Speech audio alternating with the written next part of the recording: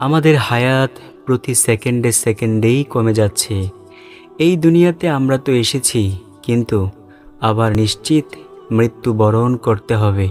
প্রিয় দর্শক, সবাইকে একদিন অন্ধকার কবরে চলে যেতে হবে।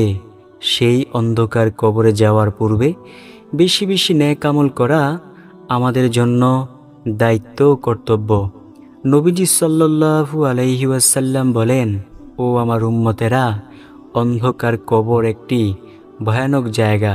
সেইখানে কোনো কারো মানুষের পরিচয় চলবে না।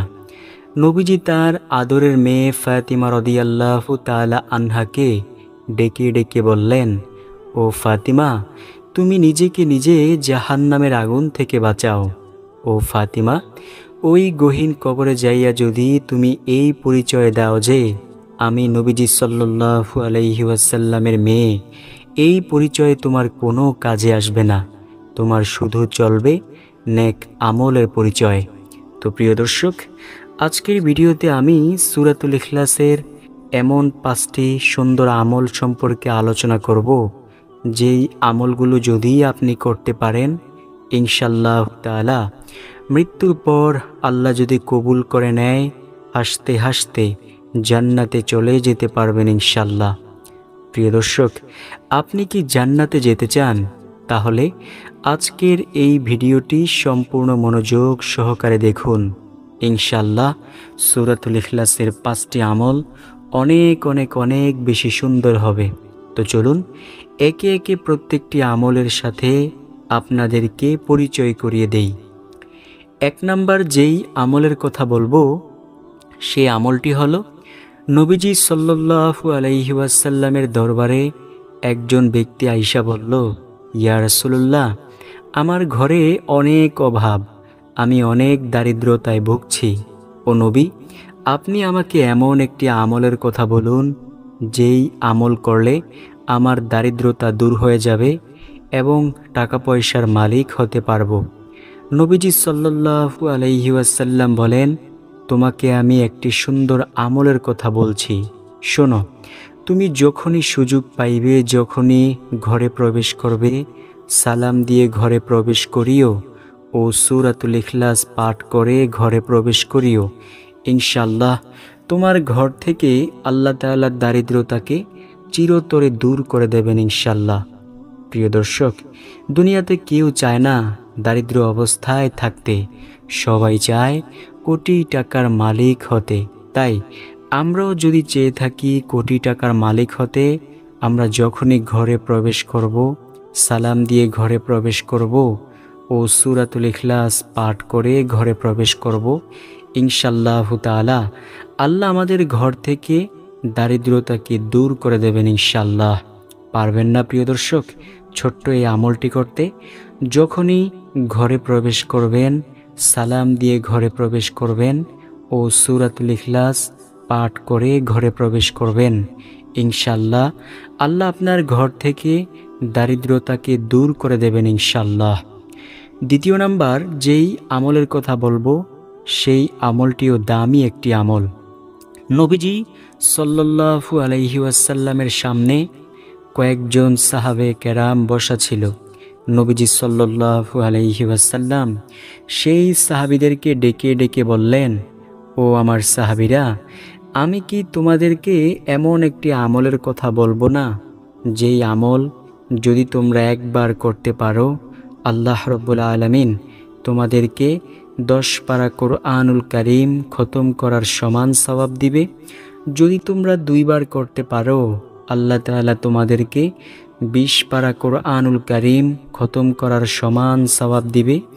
যদি তোমরা 3 বার করতে পারো, আল্লাহ রাব্বুল আলামিন তোমাদেরকে সম্পূর্ণ কোরআনুল কারীম খতম করার সমান সওয়াব দিবে। সাহাবায়ে কেরাম তো ছিল আমলের জন্য অনেক বেশি পাগল। সাহাবায়ে কেরাম রাদিয়াল্লাহু তাআলা আলাইহিম আজমাইন বললেন, ইয়া রাসূলুল্লাহ, বলুন কোন সেই আমল? নবীজি সাল্লাল্লাহু আলাইহি ওয়াসাল্লাম বলেন, যদি কোনো ব্যক্তি সূরাতুল ইখলাস একবার পাঠ করে, আল্লাহ তাআলা তাকে 10 পারা কোরআনুল কারীম খতম করার সমান সওয়াব দিয়ে দেন। যদি কেউ 2 বার পাঠ করে, আল্লাহ তাআলা তাকে 20 পারা কোরআনুল কারীম খতম করার সমান সওয়াব দিয়ে দেন। যদি কেহ 3 বার পাঠ করে, আল্লাহ রাব্বুল আলামিন তাকে সম্পূর্ণ কোরআনুল কারীম খতম করার সমান সওয়াব দিয়ে দেন। প্রিয় দর্শক, আল্লাহ রাব্বুল আলামিনের অনেক বেশি মায়া। আল্লাহ তাআলা চান না যে তার কোনো বান্দাবান্দি যেন পবিত্র কোরআনুল কারীমের খতমের সমান সওয়াব থেকে বিরত থাকে। তাই তো রব্বুল আলামিন এমন আমলের ব্যবস্থা করে দিয়েছেন। যে ব্যক্তি অসুস্থতার জন্য, যে ব্যক্তি কোরআনুল কারীম পড়তে পারবে না, তার জন্য আল্লাহ তাআলা এমন আমলের সুযোগ করে দিয়েছেন। তবে সর্বোপরি কথা হলো, কোরআনুল কারীম শিখতে হবে এবং পড়তে হবে একেবারে বাধ্যতামূলক। যে ব্যক্তি কোরআনুল কারীম শিখে না, তার জন্য ভয়ঙ্কর শাস্তির ব্যবস্থা রেখেছেন আল্লাহ তাআলা। আর যে ব্যক্তি শিখেও ভুলে গিয়েছে, তার জন্য কি শাস্তি, চলুন জেনে নেওয়া যাক। নবীজি সাল্লাল্লাহু আলাইহি ওয়াসাল্লাম যখন মেরাজে গিয়েছিলেন, তখন তিনি জাহান্নাম ঘুরে ঘুরে দেখেছেন। নবীজি খেয়াল করলেন যে কিছু মানুষকে তাদের মাথার মধ্যে বড় বড় পাথর দ্বারা ফেরেশতারা আঘাত করতেছে এবং চূর্ণ বিচূর্ণ হয়ে যাচ্ছে। নবীজি সাল্লাল্লাহু আলাইহি ওয়াসাল্লাম ফেরেশতাদেরকে জিজ্ঞেস করলেন, অর্থাৎ জিব্রাইল আলাইহিস সালামকে জিজ্ঞেস করলেন, ও জিব্রাইল, এই আযাব কিসের নমুনা? নবীজি বলেন, ও জিব্রাইল, এই আযাব কিসের নমুনা, কি কারণে এমন আযাব হবে? জিব্রাইল আলাইহিস সালাম বলেন, ও নবী, যেই আপনার উম্মতেরা কোরআনুল কারীম শিখে না পড়তে পড়তে তারা আবার ভুলে যাইবে, আল্লাহ তাআলা তাদের জন্য এমন ভয়ানক শাস্তির ব্যবস্থা করেছেন। কি সেই শাস্তি? ফেরেশতারা বড় বড় পাথর দ্বারা তাদের মাথাকে শুধু চূর্ণ বিচূর্ণ করতে থাকবে, আবার অটোমেটিকলি সেই মাথায় রূপান্তরিত হয়ে যাবে, আবার চূর্ণ বিচূর্ণ করবে, আবার অটোমেটিকলিভাবে সেই মাথা হয়ে যাবে। কারণ পরকালের জিন্দেগিতে কোনো মৃত্যু নেই। আল্লাহ তাআলা মৃত্যু নামক এই প্রাণীটাকে আল্লাহ তাআলা জান্নাত আর জাহান্নামের মাঝখানে আল্লাহ তাআলা শেষ করে দিবেন। প্রিয় দর্শক, পরকালের জিন্দেগিতে কোনো মৃত্যু নেই। সবাইকে শুধু দুনিয়ার জীবনেই মৃত্যুর স্বাদ গ্রহণ করতে হবে। শুধু মানুষ না, সব পশু পাখি, সব প্রাণীকুলকে মৃত্যুর স্বাদ একদিন না একদিন গ্রহণ করতেই হবে। কেউ পৃথিবীতে চিরস্থায়ী থাকতে পারবে না, আমরাও থাকতে পারবো না, জিন জাতিও থাকতে পারবে না, কোনো প্রাণী থাকতে পারবে না। সবাই একদিন অন্ধকার কবরে চলে যাবে, আর অন্যান্য পশু পাখিগুলো মাটির সাথে মিশে যাবে। তো প্রিয় দর্শক, দ্বিতীয় নাম্বার আমল কি পাইলাম? সূরাতুল ইখলাস একবার যদি পাঠ করতে পারি, রব্বুল আলামিন আমাদেরকে 10 পারা কোরআনুল কারীম খতম করার সমান সওয়াব দিবে। যদি 2 বার পাঠ করতে পারি, রব্বুল আলামিন 20 পারা কোরআনুল কারীম খতম করার সমান সওয়াব দিবে।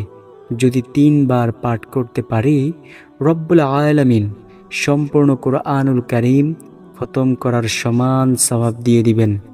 প্রিয় দর্শক, আপনি কি কোরআনুল কারীম খতম করার সমান সওয়াব পেতে চান?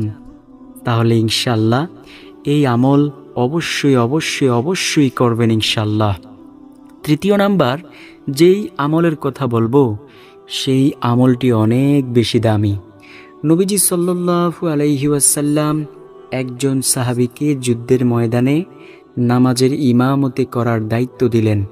ওই সাহাবী সব সময় নামাজ পড়াইতো, তবে নামাজের দ্বিতীয় রাকাতে সূরাতুল ইখলাস দিয়ে নামাজ পড়াইতো। এটা অন্যান্য সাহাবীদের কাছে একটু খারাপ লাগলো। অন্যান্য সাহাবীরা নবীর দরবারে আইসা আরজ করলো, ইয়া রাসূলুল্লাহ, আপনার অমুক সাহাবী সব সময় নামাজের দ্বিতীয় রাকাতে সূরাতুল ইখলাস দিয়ে নামাজ পড়ায়, আপনি একটু বললেন তো, সে যেন পাল্টিয়ে পাল্টিয়ে সূরা দিয়ে নামাজ পড়ায়। নবীজি সাল্লাল্লাহু আলাইহি ওয়াসাল্লাম বলেন, ঠিক আছে, আমি বলবো। নবীজি সাল্লাল্লাহু আলাইহি ওয়াসাল্লাম ওই সাহাবীকে ডেকে আনলেন। নবীজির কাছে আসার পর নবীজি জিজ্ঞেস করলেন, ও সাহাবী, আমি তো তোমাকে নামাজের ইমামতি করার দায়িত্ব দিয়েছিলাম, তুমি কেন সূরাতুল ইখলাস প্রত্যেক দ্বিতীয় রাকাতের সময় পড়ো? এটা আর করিও না। এটা অন্যান্য সাহাবে কেরামদের কাছে ভালো লাগে না। ওই সাহাবী বলল, ইয়া রাসূলুল্লাহ সাল্লাল্লাহু আলাইহি ওয়াসাল্লাম, সূরাতুল ইখলাস পাঠ করতে আমার অনেক বেশি ভালো লাগে। নবীজি বললেন, তুমি যেই কথাটি বলেছ তুমি আবার বলো তো।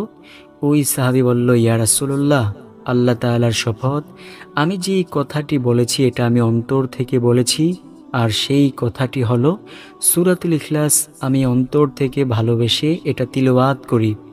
নবীজি সাল্লাল্লাহু আলাইহি ওয়াসাল্লাম ওই সাহাবীকে বললেন, শোনো, তুমি যেই কথাটি বলেছ এই কথার অনেক দাম। কোনো ব্যক্তি যদি সূরাতুল ইখলাসকে ভালোবাসে, স্বয়ং আরশের মালিক, আমাদের সৃষ্টিকর্তা রব্বুল আলামিন আল্লাহ সুবহানাহু ওয়া তাআলা তাকে ভালোবাসেন। সুবহানাল্লাহ, আল্লাহু আকবার। প্রিয় দর্শক, বুঝতে পেরেছেন সূরাতুল ইখলাসের কত বেশি দাম, কিন্তু আমরা পাঠ করতে পারি না। এক সাহাবী নবীর দরবারে আইসা বলল, ইয়া রাসূলুল্লাহ, আমি সূরাতুল ইখলাসকে ভালোবাসি। নবীজি বলেন, যদি তোমার কথাটুকু অন্তর থেকে বলে থাকতে পারো তাহলে জেনে নাও রব্বুল আলামিন তোমাকে ভালোবাসে, আর এই ভালোবাসার শেষ পরিণাম ফল হবে মহান মালিকের সেই জান্নাত।